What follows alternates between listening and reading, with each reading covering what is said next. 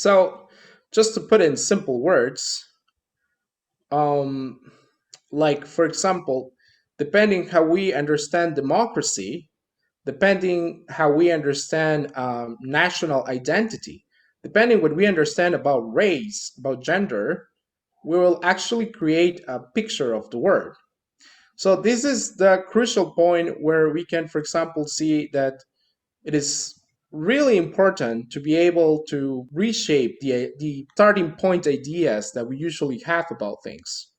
That's why what I have tried to show through the example of birds, that we need to challenge the ideas that we usually have about objects by trying to observe other cases, because sometimes with these other cases we're able to perceive other characteristics that are also relevant and that we might not be perceiving them, right?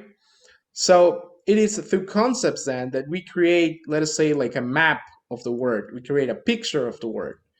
As some neuroscientists say, through concepts we kind of cut reality into some parts, and we establish what it is something, what is not something.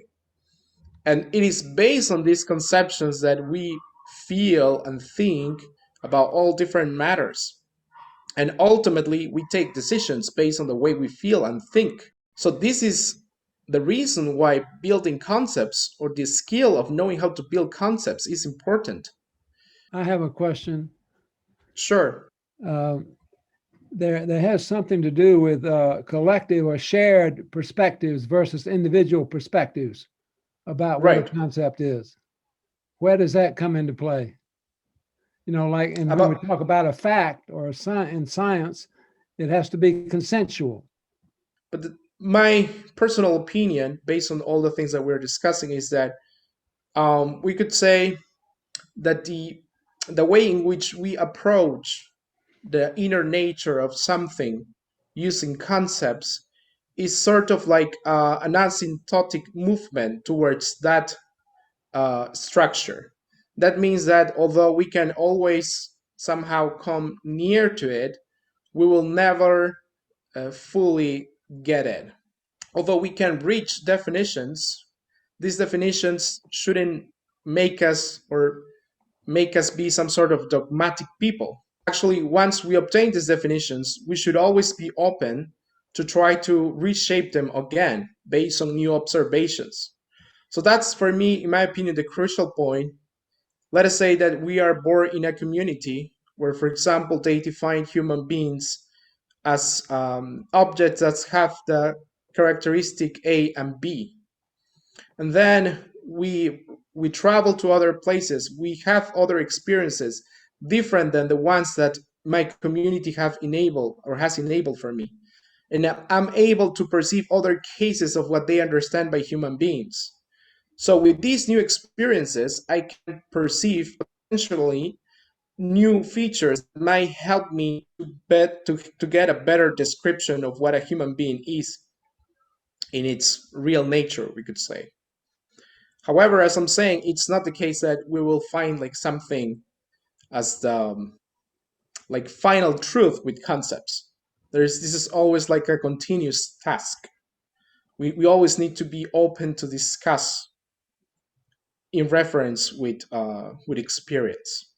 Such as the concept of two particles never being able to truly touch. There's always an infinitesimal space between Yes, actual truth and the perception of that actual truth. I find it so important. We're basically, I'm not saying now we, but as thinking beings, we are basically all over the place, because and the definition can be incredibly useful to zone in something so that we know we're talking about the same thing. no, I get it. Yes. So I'm gonna go by parts. So let us put a paradigmatic example. For example, the case of the concept of time and space. We usually tend to think that time and space has had like sort of constant definition throughout the years. However, if we go and try to find out the way in which Galileo or Newton understood space and time, in comparison to how Einstein understood space and time, we see really clear differences, especially with the case of Einstein and Newton. As you know, Newton understood space and time as sort of absolute variables, like they are constant variables. Whereas in the case of Einstein, he understood space and time as changing variables. So, what does that mean? Does that mean that science was wrong, that science can actually not give us facts?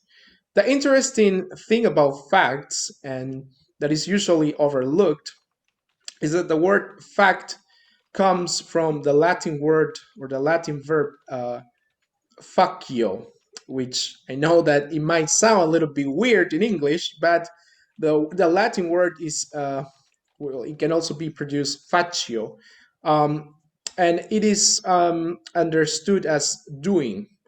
Faccio is something like to do something.